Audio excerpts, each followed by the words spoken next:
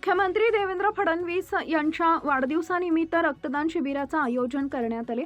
आमदार गोपीचंद पडळकर तसेच नगराध्यक्ष डॉक्टर रवींद्र अरळी यांच्या मार्गदर्शनाखाली व भाजपच्या संयुक्त विद्यमाने आयोजित सेवा परमो धर्म महारक्तदान संकल्प या रक्तदान शिबिरास नागरिकांचा मोठा प्रतिसाद लाभला। या सेवा यज्ञातून एकूण 372 रक्तपिशव्यांचं संकलन करण्यात आले। जत शहर, जत पश्चिम, जत पूर्व व जत मध्य मंडलातील पदाधिकारी, कार्यकर्ते, युवक, महिला भगिनी तसेच नागरिकांनी मोठ्या संख्येने सहभाग नोंदवत रक्तदान केले। यावेळी उपस्थितांनी रक्तदानाचे सामाजिक महत्त्व अधोरेखित करत आपल्या एका रक्तदानामुळे अनेक गरजू रुग्णांना नवजीवन मिळू शकते हा संदेश जनतेपर्यंत पोहोचवला।